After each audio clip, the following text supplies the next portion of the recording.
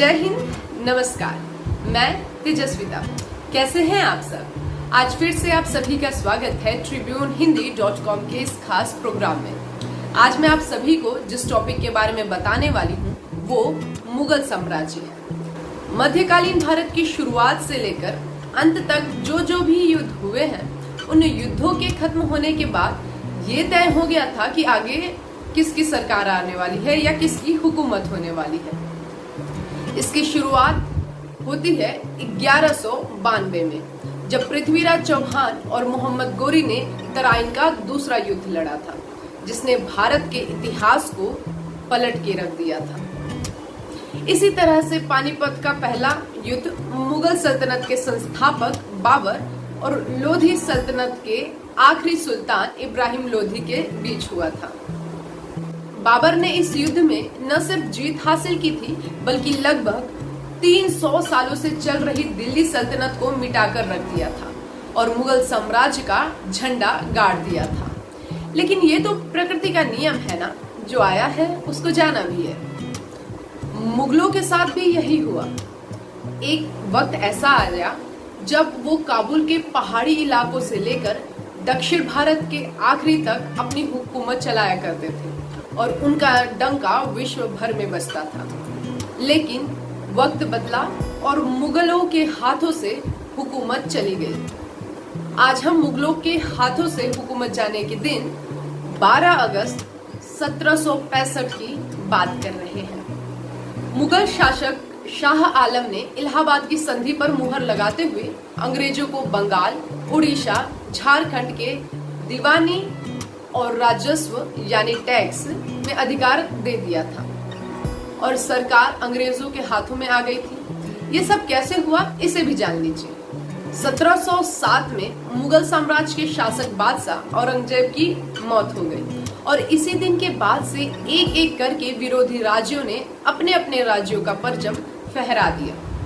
इन विरोधी राज्यों में मराठा, जाट और सिख साम्राज्य थे। इन्होंने खुद को आजाद करते हुए अपनी शक्ति प्रदर्शन की। इसके अलावा मुगलों के साथी हो या उनके दीवानी राज्यों से लेकर उनके साम्राज्य के मजबूत स्तंभ बंगाल, हैदराबाद और अवध भी 1761 तक आते आते और दिल्ली में लगातार बदलते हुए मुगल शासकों और 1739 में हुए नादिर शाह के भयंकर हमले के बाद से खुद को अलग करने लगे थे। इसी बीच दिल्ली में काबिज मुगल सरकार की जड़ें बहुत कमजोर हो गई थी। लेकिन असल खेल तब शुरू हुआ जब विदेशी शक्ति अंग्रेजों के हाथों में आ गई थी।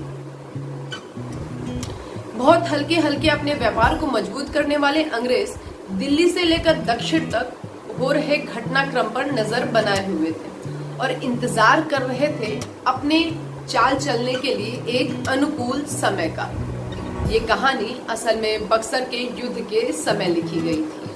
अंग्रेज जो भारत में व्यापार करने आए थे, अब मजबूत हो चुके थे, इतने मजबूत कि वो अपना हस्तक्षेप भारत के प्रशासन में चाहते थे। अपने इस कदम को मजबूत करते हुए ही अंग्रेजों ने न कि कछुए की चाल से अपना व्यापार मजबूत किया, बल्कि अस्थिर सरकारों और कमजोर मुगल साम्राज्य पर एक साथ प्रहार भी किया। इस कोशिश में 22-23 अक्टूबर को 1764 को बक्सर का युद्ध हुआ था। इस युद्ध में मुगल शासक शाह आलम द्वितीय, अवध के नवाब शुजाउद्दौल और बंगाल के नवाब मीर कासिम की संयुक्त सेना का मुकाबला अंग्रेजी कंपनी से था। अब आप सोच रहे होंगे कि इतनी सारी सेनाओं के मुकाबले अंग्रेज सेना कैसे मजबूत हो सकती है, लेकिन इतिहास में युद्ध सिर्फ सैनिकों की गिनती से नहीं, रणनीति से भी लड़ा जाता है। ये युद्ध हुआ और शाह आलम द्वितीय का संयुक्त मोर्चा बुरी तरह हारा। नवाब शुजाउद्दौल और बंगाल के नवाब ने अंग्रेजों के सामने आत्मसमर्पण कर दिया।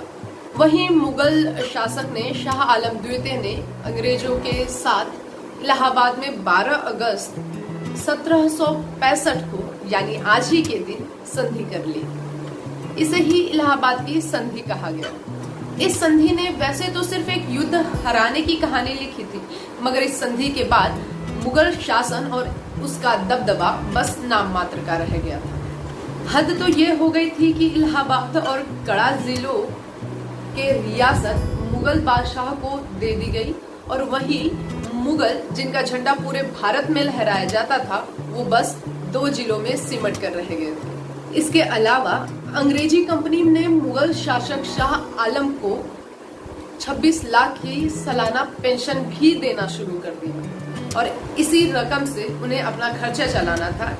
इस रकम से बादशाह अपनी शान बरकरार रख सकता था, वो शान जो अब सिमट कर 2 जिलों में रह गई थी, लेकिन थी तो थी, इसलिए निभाई भी जा रही थी।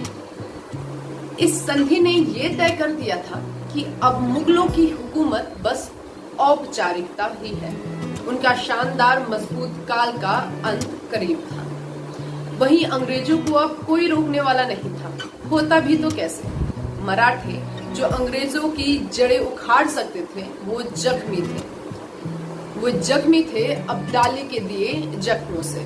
वैसे तो अभी मुगल सल्तनत को अपने आखिरी दौर पर पहुंचना था, जहां उसके आखिरी मुगल शासक बहादुर शाह जफर अंग्रेजों के खिलाफ हुई बगावत के नेता बनते, लेकिन अभी वह समय आने में 90 साल का वक्त था और तब तक भारत के तमाम राज्यों ने आपस में लड़ना शुरू कर दिया था, एक दूसरे को गुलाम बनाने की शुरुआत कर दी थी।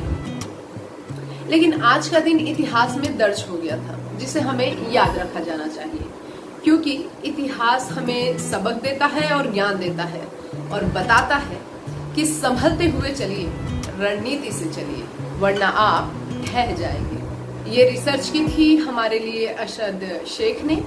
आपको हमारा यह वीडियो कैसा लगा ये हमें जरूर कमेंट करके बताएं और ऐसी ही दिलचस्प कहानियों को सुनने के लिए यह चैनल लगातार देखते रहें और इसे सब्सक्राइब भी कर लें। धन्यवाद।